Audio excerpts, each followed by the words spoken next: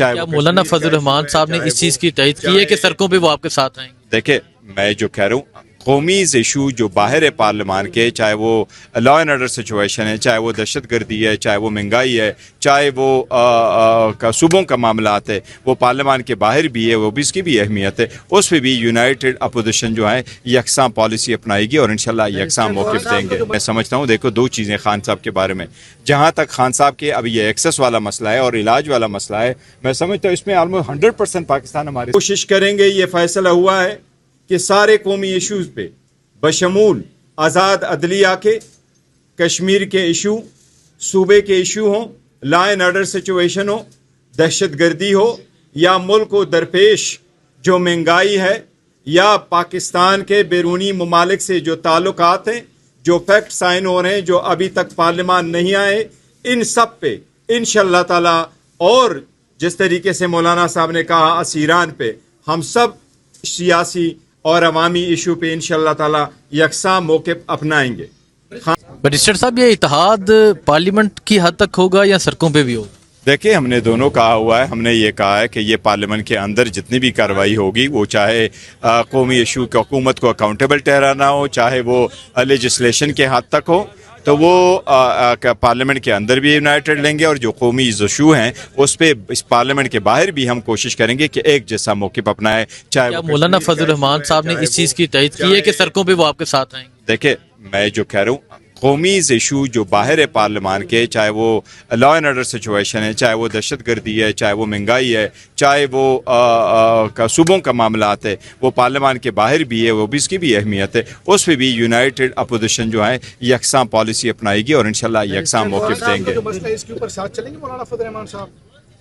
خان صاحب کا مسئلہ دیکھو خان صاحب کے بارے میں انہوں نے کیٹیگریکلی کہا ہے کہ یس ہم اسیران کے مسئلے پہ موقف اپناتے ہیں، اور میں سمجھتا ہوں دیکھو دو چیزیں خان صاحب کے بارے میں، جہاں تک خان صاحب کے اب یہ ایکسس والا مسئلہ ہے اور علاج والا مسئلہ ہے، میں سمجھتا ہوں اس میں آلموسٹ 100% پاکستان ہمارے ساتھ ہے۔ اور سینٹ میں اپوزیشن جماعتوں پہ مشتمل ساری پارٹیوں کی ایک اہم میٹنگ ہوئی۔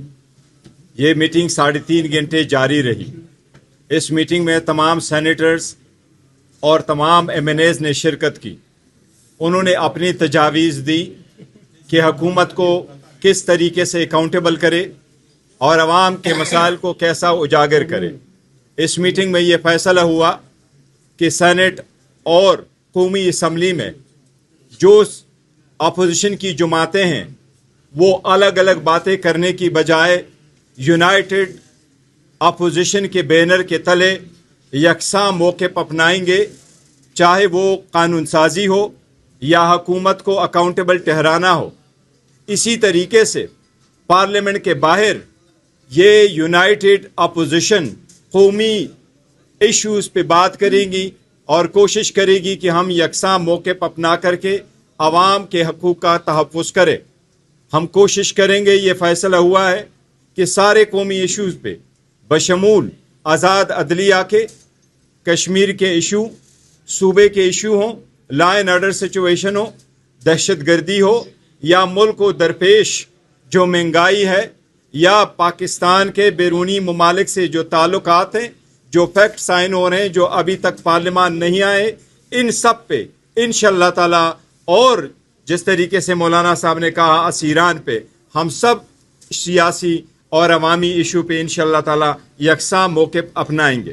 خان صاحب نے بہت پہلے اس بات کی اجازت دی، ہم پی ٹی آئی نے مولانا صاحب کو اپنے سپورٹ کا اعتماد دیا ہے۔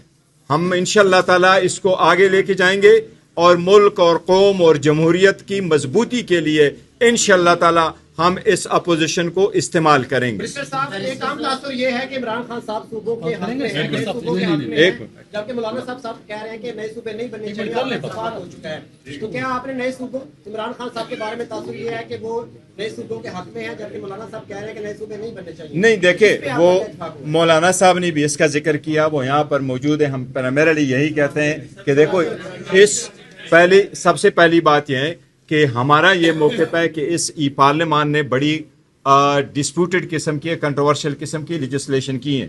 اس ایوان کے پاس یہ استحقاق نہیں ہے کہ اس قسم کے ڈسپیوٹڈ ایشو کو لے لیں. اس پہ بائی اینڈ لارج کنسنسس ہونے چاہیے. یہ بہت بڑا ٹیکنیکل ایشو ہے.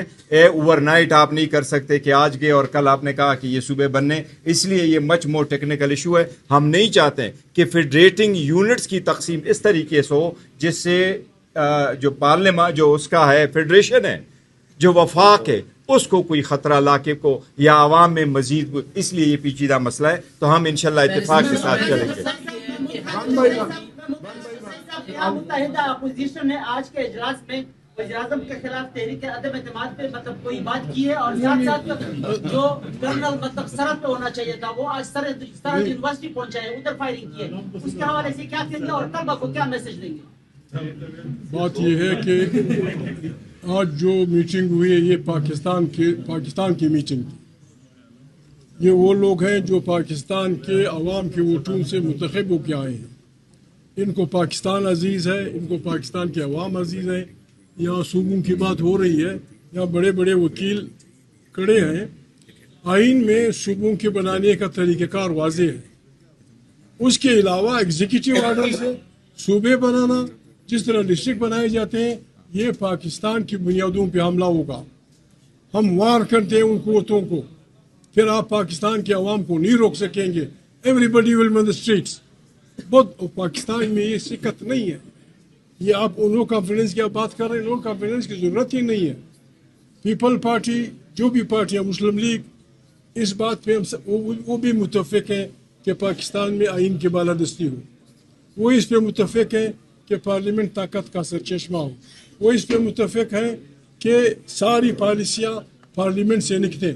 ان نکات پہ جب ہم سیاسی پارٹیاں متفق ہو جائیں گی پھر جو بھی قوتیں ہیں ان کو جگہ خالی کرنی پڑے گی. تھینک یو جی. کا فائدہ اٹھاتے ہوئے